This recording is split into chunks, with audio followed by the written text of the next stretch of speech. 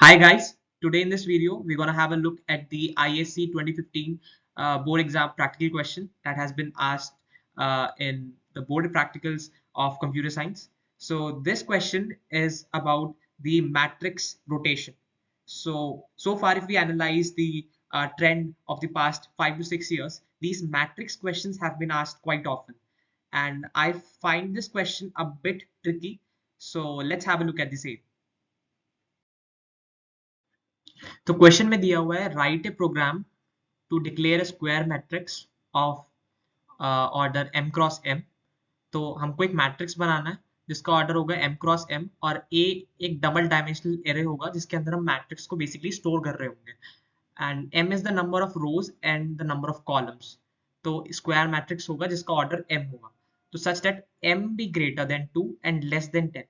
तो बेसिकली हमारे पास एक कंस्ट्रेंट दिया हुआ है क्वेश्चन में कि m की जो वैल्यू होगी वो 2 से तो बड़ी होनी चाहिए और 10 से छोटी होनी चाहिए। तो ये कंस्ट्रेंट है और हमको एक्सेप्ट करनी है value m as user input. तो m यूजर इनपुट करेगा और अगर m की जो वैल्यू यूजर इनपुट करता है वो 2 से छोटी होती है या 10 से बड़ी होती है तो मैसेज इनवैलिड इनपुट शो होना चाहिए। तो this is taken under consideration while we are writing the program.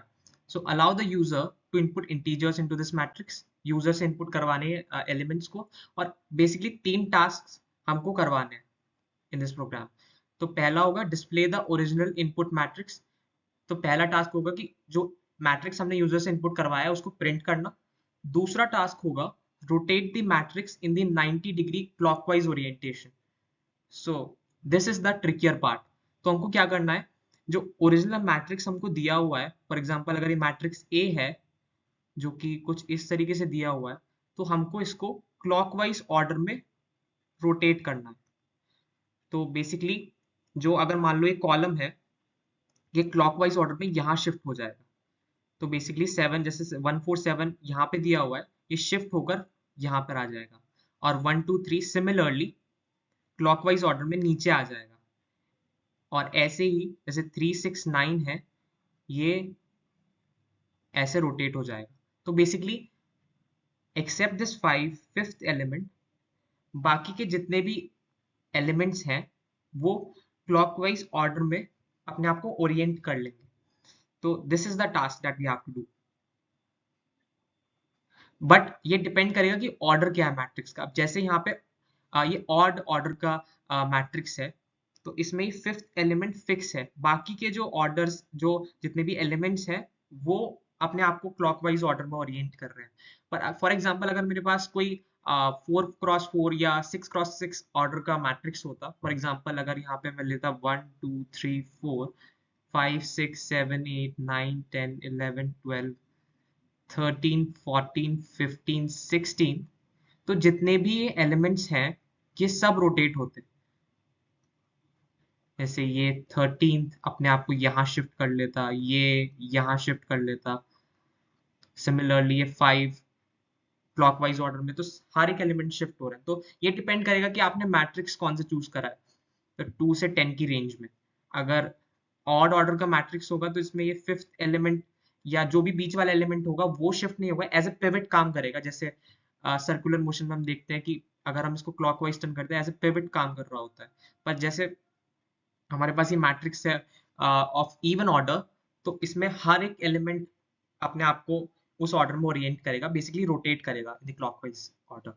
तो दूसरा टास्क तो ये हो गया और तीसरा टास्क है कि हमको सम फाइंड करना है of the 4 corners of the matrix. तो बेसिकली लास्ट में जितने भी कॉर्नर एलिमेंट्स हैं इसका हमको सम फाइंड करना है। ये हमारे टास्क हैं। तो this is pretty much easier task compare to this, क्योंकि और इसको रोटेट करने के बाद हम सम तो फाइंड कर ही सकते हैं of these 4 elements. We'll have a look at the same while we are having approach towards this problem. So let's see how we gonna solve this problem. तो हम देखते हैं कि हम ये जो रोटेशन है मैट्रिक्स का क्लॉकवाइज डायरेक्शन में हम यहाँ तक अप्रोच कैसे कर रहे होंगे। तो हम ट्रैवर्सिंग एल्गोरिथम का यूज करेंगे, मैट्रिक्स ट्रैवर्सिंग एल्गोरिथम। तो बेसिकली हम इसमें करेंगे क्या, हम हर एक इंडिविजुअल रो को या कॉलम को एक साइकिल की तरह रोटेट करेंगे, मतलब कंसेंट्रिक साइकिल्स की तरह रोटेट कर रहे होंगे, और वो डिपेंड करेंगी, वो कंसेंट्रिक साइकिल्स डिपेंड करेंगी on the order of the matrix. तो मुझे पता है थोड़ा सा ट्रिकी लग रहा है, पर इतना ट्रिकी है नहीं, इट्स वेरी सिंपल। तो हम जैसे फॉर एग्जांपल हम देख पा रहे हैं कि जैसे 1 2 3 ये फर्स्ट रो है, ये क्लॉकवाइज रोटेशन के बाद यहाँ अपने आप को ओरिएंट कर रही है। सिमिलरली ये वाला जो कॉलम है रोटेशन के बाद इस जगह पे आ रहा है, और सेम गोज फॉर दिस, ये वाला रो रोटेशन के बाद ये यहाँ पे आ रहा है। तो एक तरह से अपने आप को इसने क्लॉकवाइज डायरेक्शन में शिफ्ट कर लिया है।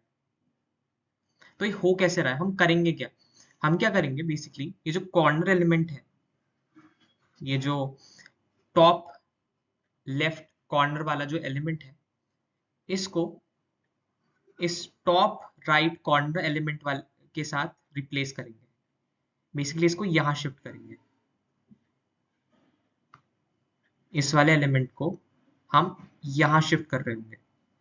सिमिलरली ये वाला जो एलिमेंट है, हम इस top right sorry bottom right corner वाले एलिमेंट के साथ रिप्लेस कर रहे होंगे। यानी रोटेशन के बाद ये वाला जो एलिमेंट है वो यहां आ रहा होगा। सिमिलरली हम इस वाले एलिमेंट को इस बॉटम लेफ्ट कॉर्नर एलिमेंट के साथ रिप्लेस कर रहे होंगे, और एट द लास्ट हम इस एलिमेंट को इस वाले एलिमेंट के साथ रिप्लेस कर रहे होंगे। तो क्या आप एक साइकिल बनती हुई देख पा रहे हैं, ये जो एलिमेंट है हमने इसके साथ शिफ्ट कर, इस एलिमेंट के साथ शिफ्ट करा, इसको इसके साथ शिफ्ट करा, और इस वाले एलिमेंट को इसके साथ शिफ्ट करा। तो can you see this clockwise cycle forming over here. ये 1 इधर जा रहा है इस डायरेक्शन में, 3 नीचे जा रहा है। तो एक तरह से हम इसको क्लॉकवाइज ऑर्डर में इस तरीके से ओरिएंट करेंगे, और इसको बोलते हैं ट्रैवर्सिंग, मैट्रिक्स ट्रैवर्सिंग। और उसके बाद सिमिलरली हम, अब फर्स्ट साइकिल ये हो गई, सेकंड साइकिल बनेगी हमारी इस वाले एलिमेंट के साथ। ये वाला एलिमेंट हम इसके साथ शिफ्ट कर रहे होंगे। मैं एक बार ये दूसरा पेन लेता हूँ फॉर बेटर इलस्ट्रेशन। हम इस वाले एलिमेंट को इसके साथ शिफ्ट कर रहे होंगे, इस वाले एलिमेंट को इसके साथ शिफ्ट कर रहे होंगे, और इस वाले एलिमेंट को, 8th एलिमेंट को इस वाले एलिमेंट के साथ रिप्लेस कर रहे होंगे। तो क्या यहाँ पे भी एक साइकिल बनती हुई दिख पा रही है आपको। तो हमारे पास ये 2 ट्रैवर्स साइकिल बन गई। तो एक तरह से ये वाला तो एलिमेंट फिक्स रहेगा, as you can see this has been intact over this transformation, and the remaining elements has been transformed. So this is how we are going to approach towards this algorithm. तो एक तरह से ये वाला जो cycle होगा, ये अपने आप को क्लॉकवाइज ऑर्डर में ओरिएंट करके यहाँ आ जाएगा। तो जैसे 7th ये, तो इस तरीके से अपने आप को, ये एक ट्रैवर्स साइकिल हो गया, और सेकंड ट्रैवर्स साइकिल ये हो गया। अब ये जो ट्रैवर्स साइकिल्स होंगे, ये डिपेंड करेंगे कि आपका ऑर्डर क्या है मैट्रिक्स का। तो फॉर एग्जांपल अगर मैं 4x4 ऑर्डर का एक मैट्रिक्स लूं, अगर मैं 4x4 का एक मैट्रिक्स लूं, तो इसमें भी सिमिलर थिंग हो रही होगी, सेम चीज हो रही होगी।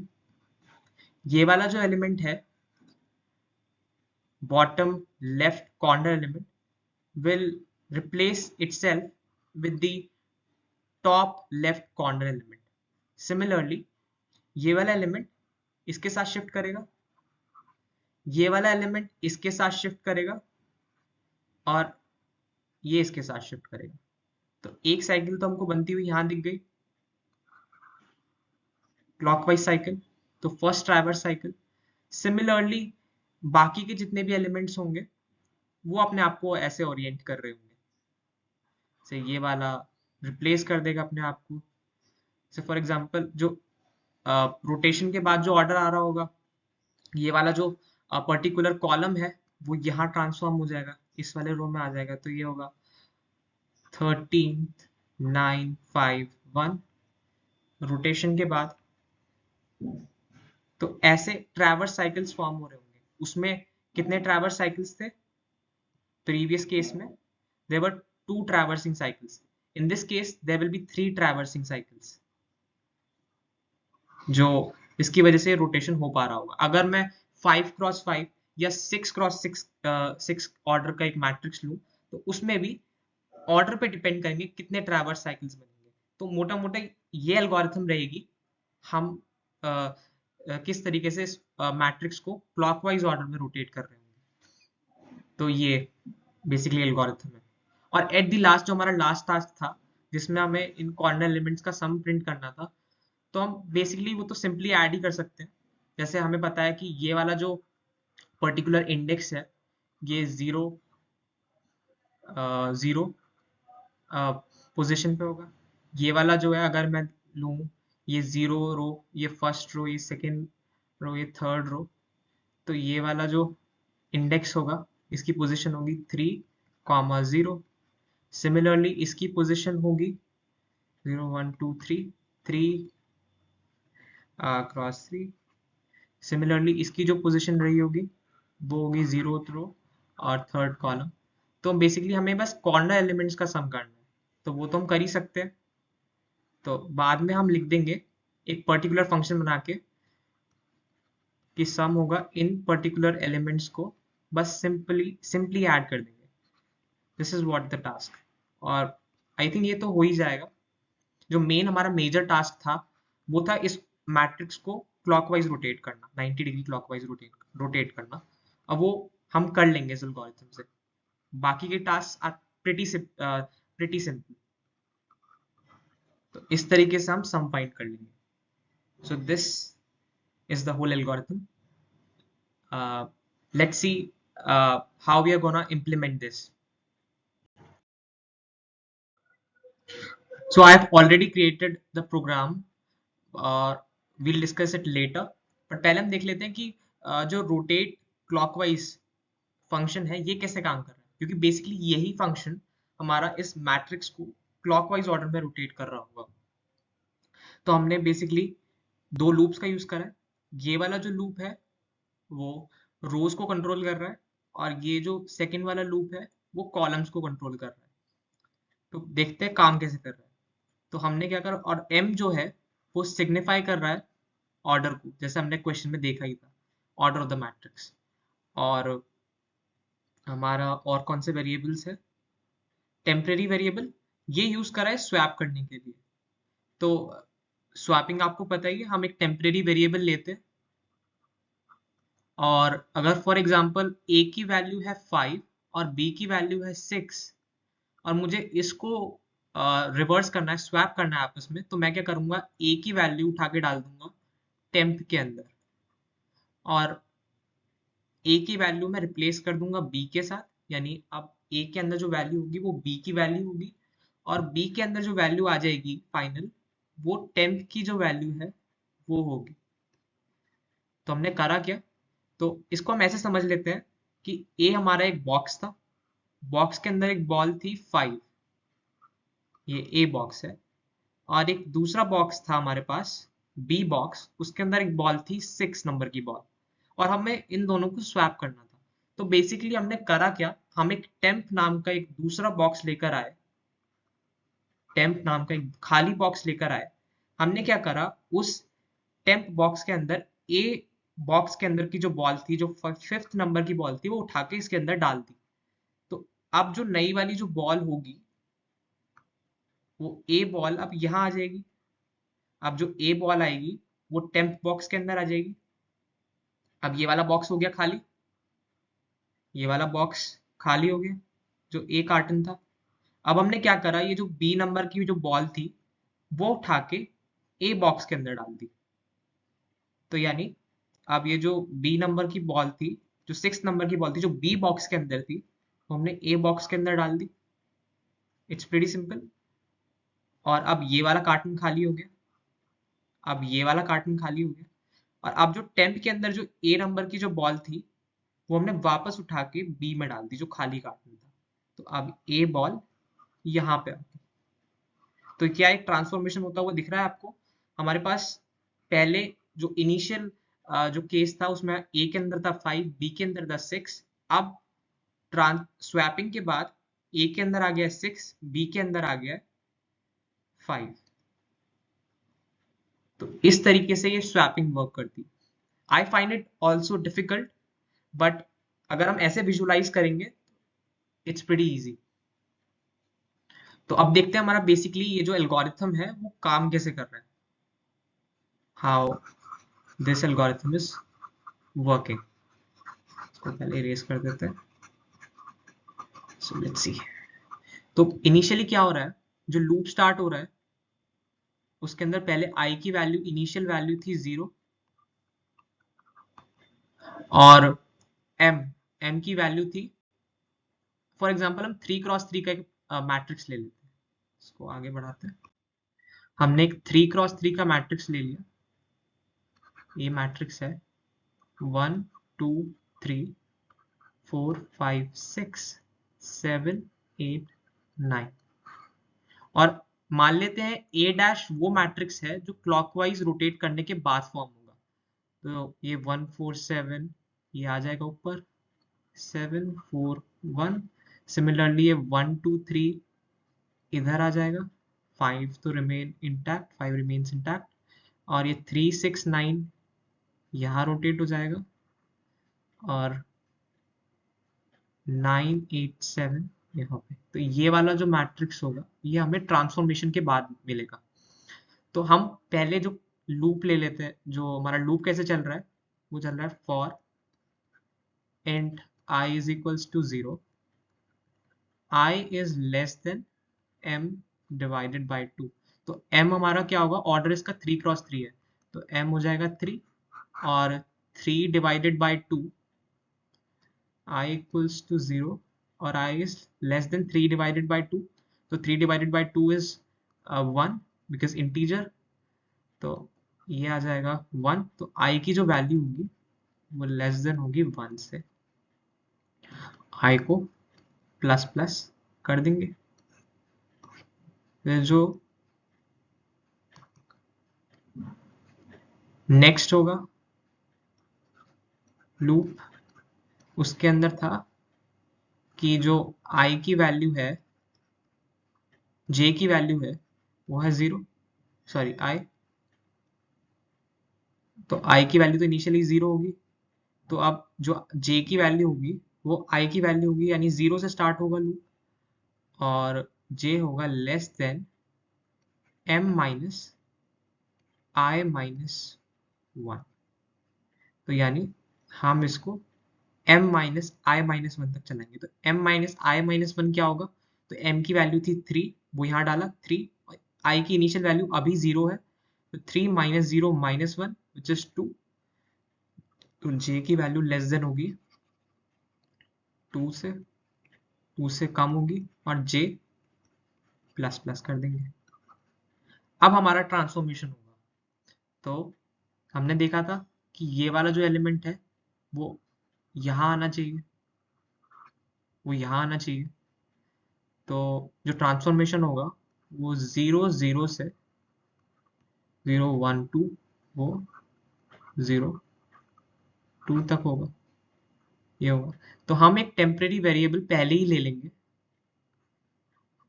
ऊपर पहले ही असाइन कर देंगे, इंट टेम्प इज 0, वो पहले ही असाइन कर दिया, और टेम्प के अंदर हम इनिशियल वैल्यू डाल देंगे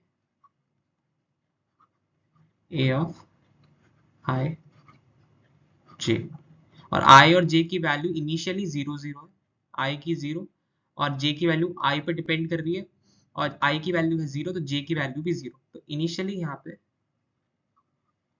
0 0 आ जाएगा।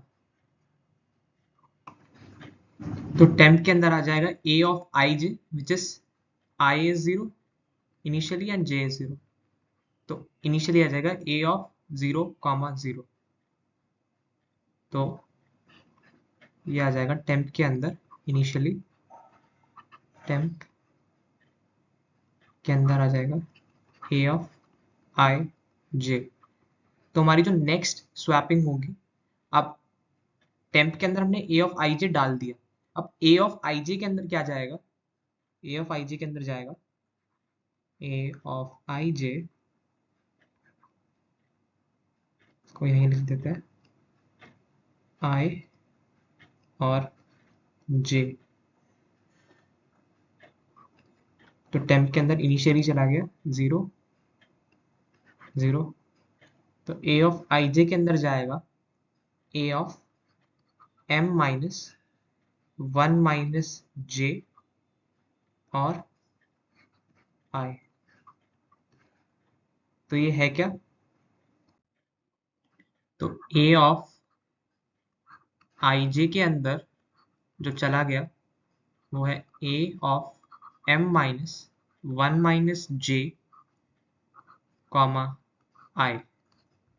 तो ए की जो इनिशियल वैल्यू थी वो थी 0 0, क्योंकि आई और जे 0 थे, और वो चला जाएगा ए ऑफ, और एम क्या है 3, ऑर्डर 3 है, तो 3 माइनस 1 2, और जे की इनिशियल वैल्यू थी 0, तो 2 माइनस 1 2 माइनस 0 0 हो जाएगा, जो 2 हो जाएगा, और आई की इनिशियल वैल्यू 0 थी, तो 2 कॉमा 0 पे चला जाएगा, यानी जो 0 0 0 कॉमा 0 पे जो एलिमेंट था वो स्वैप हो जाएगा 2 कॉमा 0 के साथ।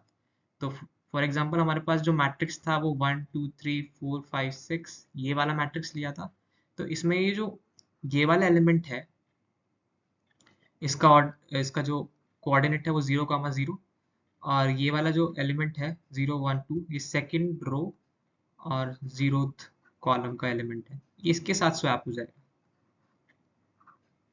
ऐसे। सिमिलरली हमारा जो A of M minus 1 minus J comma I यानी 2 कॉमा 0 शिफ्ट हो जाएगा A of M minus 1 minus I comma M minus 1 minus J. यानी हमारे पास ए जो था वो था 2 कॉमा 0, वो शिफ्ट हो जाएगा m माइनस 1 माइनस आई की इनिशियल वैल्यू 0, तो m माइनस 3 माइनस 1 2 2 माइनस 0 2, तो ये हो जाएगा 2, और ये भी क्योंकि j की वैल्यू 0 है 2, तो ये a ऑफ 2 कॉमा 0 शिफ्ट हो जाएगा a ऑफ 2 2 के साथ, यानी 2 2 2 कॉमा 2 कौन सा होगा, ये होगा 2 कॉमा 2, ये शिफ्ट हो जाएगा इसके साथ, यानी ये ऐसे स्वैप हो जाएगा। सिमिलरली हमारा ए ऑफ 2 कॉमा 2 जो कि है A of M minus 1 minus I comma M minus 1 minus J will be shifted with a of j comma m minus 1 minus I. अब यहाँ पे जो वैल्यू थी वो थी a ऑफ 2 कॉमा 2, ये वाली जो वैल्यू होगी वो शिफ्ट हो जाएगी a ऑफ 0 कॉमा ये वाली वैल्यू क्या होगी 3 माइनस 1 माइनस 0 2, तो 0 2 के साथ शिफ्ट हो जाएगी, 0 कॉमा 2 के साथ शिफ्ट हो जाएगी, 0 कॉमा 2 कौन सा होगा एलिमेंट, ये वाला 0th रो और सेकंड कॉलम, तो ये इसके साथ स्वैप हो जाएगा। और जो हमारा लास्ट में बचा हुआ a of 0 comma 2 which is over here is a of j comma m minus 1 minus I will be shifted to temp, और temp क्या था हमारा a of 0 comma 0, तो ये इसके साथ शिफ्ट हो जाएगा। तो क्या ये ट्रैवर्स साइकिल बन गई, बिल्कुल बन गई। अब क्लॉकवाइज ट्रैवर्स साइकिल फॉर्म होती हुई इनको दिख रही है, ये वाला एलिमेंट यहाँ स्वैप हो गया, ये वाला यहाँ, ये वाला यहाँ, तो ये हो गया। तो ये वाला केस था, ये तब का था जब i की वैल्यू थी 0 और j की वैल्यू थी 0, और हमारा अब जो लूप होगा j की जो वैल्यू है वो लेस देन 2 है, क्योंकि m minus I minus 1 which is nothing but 2, 3 minus 1 2, तो 2 अगर j की वैल्यू 2 से कम है तब तक चलेगा। तो एक बार 0 तक, 0 वाले केस के अंदर हो गया, अब j प्लस प्लस होगा, तो यानी j की अब जो वैल्यू होगी वो होगी 1। तो यानी अब हम देखेंगे केस जब j की वैल्यू होगी 1 और i तो अभी भी 0 ही है, क्योंकि अभी अभी भी हम अंदर वाले लूप के अंदर है, बाहर नहीं आए हैं इसके। i की वैल्यू होगी 0। तो वही एल्गोरिथम सेम, हम टेम्प के अंदर स्टोर कर देंगे a ऑफ i j, और वो इस केस में क्या हो जाएगा, तो टेम्प के अंदर जो वैल्यू आ जाएगी वो होगी इक्वल्स टू i की वैल्यू है 0, j की वैल्यू है 1। तो यानी 0 कॉमा 1th एलिमेंट, यानी ये वाला जो एलिमेंट है वो स्टोर हो जाएगा टेम्प के अंदर, 0th रो और फर्स्ट कॉलम। और उसके बाद वही एल्गोरिथम काम कर रही होगी, a of i j will be swapped with a of m minus 1 minus j comma i। और वो इस केस में क्या होगा, यानी a of 0 1 will be shifted to, और m क्या है 3, 3 माइनस 1, और j की वैल्यू इस बार है 1, तो 3 minus 1 minus 1, 3 minus 2 which is 1, तो a ऑफ 1, और i की वैल्यू है 0, तो 0 1 0 कॉमा 1 1 कॉमा 0 के साथ शिफ्ट हो जाएगा, और 1 कॉमा 0 क्या होगा, 1th रो, फर्स्ट रो और 0th कॉलम, ये वाला एलिमेंट इसके साथ स्वैप हो जाएगा। मैं दूसरा पेन ले लेता हूँ, ये वाला एलिमेंट इसके साथ स्वैप हो जाएगा। सिमिलरली अब जो a ऑफ 2 1 कॉमा 0 है, जो कि है m minus 1 minus j comma i, will be swapped with a of m minus 1 minus i comma m minus 1 minus j, और m की वैल्यू है 3, i की वैल्यू है 0, तो 3 माइनस 1 2 माइनस 0। तो ये a ऑफ 1 कॉमा 0 के अंदर जो वैल्यू आ जाएगी वो होगी a ऑफ, ये होगी 3 माइनस 1 2, तो 2 कॉमा ये वाली वैल्यू हो जाएगी 3 माइनस 1 माइनस 1, तो ये 1 हो जाएगी। यानी 1 कॉमा 0 एलिमेंट, यानी 1 कॉमा 0 एलिमेंट शिफ्ट हो जाएगा 2 कॉमा 1 के साथ। 2 कॉमा 1 कहाँ होगा, सेकेंड रो और फर्स्ट कॉलम, यानी ये वाला, इसके साथ ये यहाँ शिफ्ट हो जाएगा। और नेक्स्ट देख, तो अब ये जो 2 कॉमा 1 होगा, जो हमारा था a of m minus 1 minus i और comma m minus 1 minus j, वो 2 कॉमा 1 जो ओरिएंट हो जाएगा a of j comma m minus 1 minus i। यानी ये जो 2 कॉमा 0 था, 2 कॉमा 1 था सॉरी, ये शिफ्ट कर लेगा, अब j की वैल्यू थी 1, तो a of 1 comma m minus 1 minus i, 3 minus 1 2, यानी फर्स्ट रो सेकंड कॉलम के साथ शिफ्ट कर देगा। यानी ये वाला जो एलिमेंट है second row, oh sorry first row, 0 1 first row और 0 1 2 सेकंड कॉलम, सिक्स्थ ये वाला जो है इसके साथ एक्सचेंज हो जाएगा, स्वैप कर लेगा अपने आप। और अब जो लास्ट ट्रांसफॉर्मेशन होगा, यानी a of j comma m minus 1 minus i, जो कि हमारा था 1 कॉमा 2, उसके अंदर वैल्यू आ जाएगी टेम्प की, और टेम्प के अंदर क्या था, a ऑफ,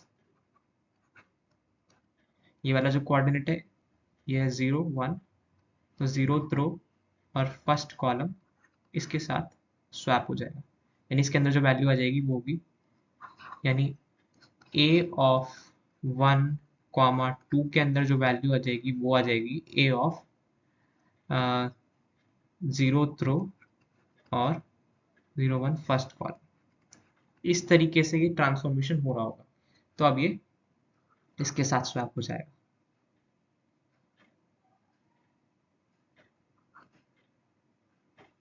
तो क्या आप ये ट्रांसफॉर्मेशन होता हुआ देख पा रहे हैं? 2 ट्रैवर्स साइकिल हो गई है इस फर्स्ट लूप के अंदर ही, यानी एक ट्रैवर्स साइकिल थी ये, दूसरी ट्रैवर्स साइकिल थी ये, तो वो हो चुका है, वो प्रीटी मच हो चुका है। और अब ये लूप ब्रेक कर जाएगा, आई के अंदर जाएगा, जो कि हमारा आउटर लूप है, जो कि हमारा आउटर लूप है, जिसके अंदर इन आई की वैल्यू थी इनिशियली 0 और आई की वैल्यू थी 1 से m/2, 3/2 1, तो 1 से छोटी थी। अब एक इंक्रीमेंट हो जाएगा और ये वाली कंडीशन फॉल्स हो जाएगी, तो यानी ये यहाँ से ब्रेक कर जाएगा और हमारा जो फाइनल ट्रांसफॉर्मेशन है वो फुलफिल हो जाएगा, क्योंकि दोनों ट्रैवर्स साइकिल हो चुकी हैं। ये तो फिक्स ही रहेगा, इंटैक्ट रहेगा, ये बीच वाला ही पिवट की तरह काम कर रहा है, और बाकी जो ट्रांसफॉर्मेशन है वो हो जाएगा। यानी ये हमारा जो फाइनल मैट्रिक्स बन रहा होगा ट्रैवर्सिंग के बाद, वो होगा, ये अपने आप को यहाँ ओरिएंट कर लेगा, 7 4 2 के बाद कर लेगा, और ये 7 4 1 ये इधर आ जाएगा, और ये वाली जो रो है वो नीचे आ जाएगी, 2 3 और 3 6 9 6 9 और 9 8 7 और 5 तो ट्रांसफॉर्मेशन के बाद हमें कुछ इस तरीके का मैट्रिक्स मिल रहा हो। तो आई होप ये एल्गोरिथम आपको समझ में आ गई होगी। It's not very complex, it's pretty simple, बस समझना था कि जो ट्रैवर्सिंग है वो कैसे रही है। और सिमिलरली ये अगर मैं 4x4 का मैट्रिक्स लूंगा या 6x6 का मैट्रिक्स लूंगा, ये सिमिलर चीज ही होगी, बस जो हमारी ट्रैवर्स साइकिल्स है वो इंक्रीज हो जाएगी, तो हमारा जो ये जो मैट्रिक्स रोटेशन है वो फुलफिल हो जाएगा। तो एक बार इस वाले क्वेश्चन का प्रोग्राम देख लेते हैं। पहले इंपोर्ट करेंगे जावा डॉट यूटिलिटी पैकेज, क्योंकि हमें यूजर से इनपुट लेना है। उसके बाद एक मैट्रिक्स बना देंगे, डबल डायमेंशनल एरे है जो कि स्टोर करेगा एलिमेंट्स यूजर से, m जो कि ऑर्डर ऑफ द मैट्रिक्स होगा एज पर द क्वेश्चन, ये वाला वेरिएबल हमने m लिया है। और उसके बाद कंस्ट्रक्टर में हम इनिशियल वैल्यू 0 डाल देंगे m की। उसके बाद हम एक फंक्शन बनाएंगे टेक इनपुट, जो कि यूजर से इनपुट लेगा। उसके अंदर हम स्कैनर ऑब्जेक्ट बना के हम पहले साइज ऑफ द मैट्रिक्स पूछेंगे, जो कि m के अंदर स्टोर करेंगे कि हमारा ऑर्डर कौन सा है, कि 3x3 है या 4x4 है। और हमारा कंस्ट्रेंट क्या था कि हमारी जो m की वैल्यू थी वो 10 से तो छोटी होनी चाहिए और 2 से बड़ी होनी चाहिए, ये कंस्ट्रेंट था, शुड बी ग्रेटर देन 2। तो अब इस कंस्ट्रेंट के ऊपर ही हमने कंडीशन लगा दी यहाँ पे कि अगर m की वैल्यू लेस देन 2 होती है, यानी 2 से छोटी होती है, या फिर 10 से बड़ी होती है, बार का मतलब दोनों में से कोई भी एक कंडीशन सेटिस्फाई हो जाए, तो क्या करना, तो हमारा size out of range print करा देना। ये क्वेश्चन में ही दिया हुआ था कि ये वाली स्टेटमेंट प्रिंट करा देनी है।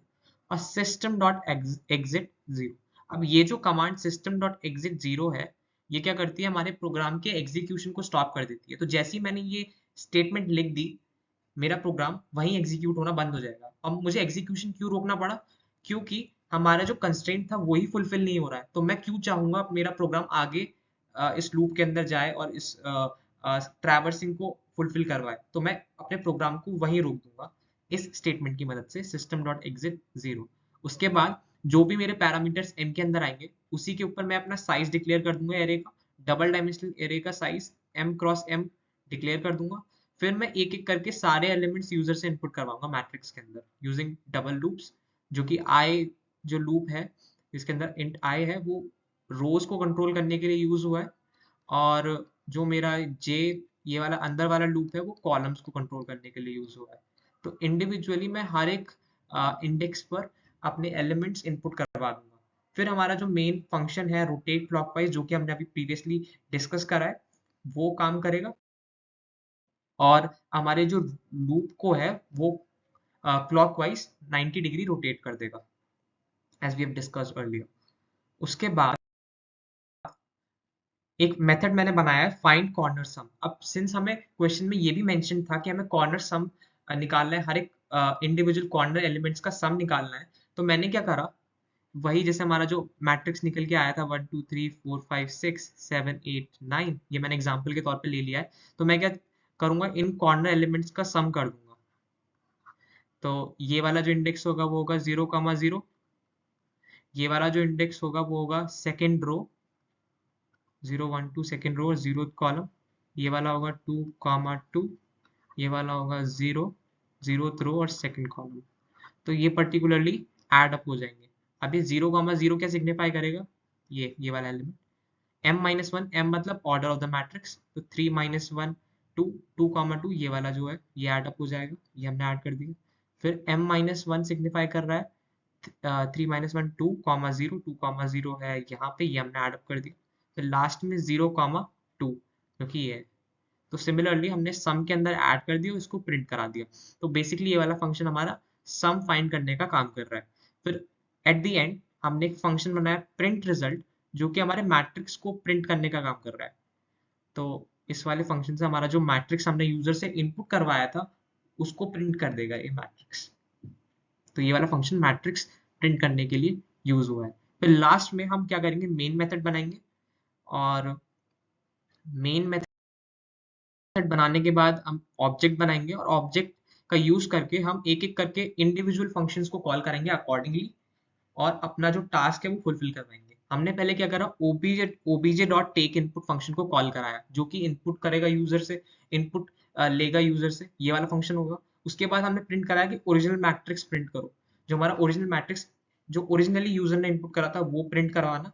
उसके बाद obj डॉट प्रिंट रिजल्ट, जो हमने अभी फंक्शन देखा जो प्रिंट मैट्रिक्स को प्रिंट कराने के काम आ रहा है, वो एग्जीक्यूट होगा। उसके बाद obj डॉट रोटेट क्लॉकवाइज, यानी जो हमारा जो मैट्रिक्स था ए, जो यूजर ने इनपुट करा उसको क्लॉकवाइज रोटेट कर देगा हमारा रोटेट क्लॉकवाइज फंक्शन। उसके बाद हम जो नया मैट्रिक्स बनेगा उसको प्रिंट करा देंगे, मैट्रिक्स आफ्टर रोटेशन ये प्रिंट कर देंगे, और obj डॉट प्रिंट रिजल्ट फिर से उस फंक्शन को कॉल कर देंगे दोबारा उस नए मैट्रिक्स को प्रिंट कराने के लिए, जो क्लॉकवाइज रोटेशन के बाद फॉर्म होगा। और लास्ट में obj डॉट फाइंड कॉर्नर सम फंक्शन को कॉल कर देंगे, जो कि हमारे कॉर्नर एलिमेंट्स का सम फाइंड करेगा। तो ये था हमारा programme. I hope you've pretty much got the overall idea how this program works, and that's it for the video. तो एक बार इसका आउटपुट और देख लेते हैं। मैंने इनपुट कराया ऑर्डर 3, जो कि हमने एग्जाम्पल में लिया था। इंडिविजुअल वही एलिमेंट्स प्रिंट डाल दिए जो हमने एग्जाम्पल में लिए थे। तो हमारा जो मैट्रिक्स है यूजर ने इनपुट करा वो ये वाला होगा, और ट्रांसफॉर्मेशन के बाद यही वही मैट्रिक्स मिल रहा है जो हमने वहाँ एग्जाम्पल में देखा था, वही सेम ओरिएंटेशन के साथ, यानी क्लॉकवाइज रोटेशन के बाद हमें बिल्कुल ठीक मैट्रिक्स मिल रहा है, और सम भी बिल्कुल सही है। ये कॉर्नर एलिमेंट्स का 9 7 16 3 19 plus 1 20. So yeah, this was the program.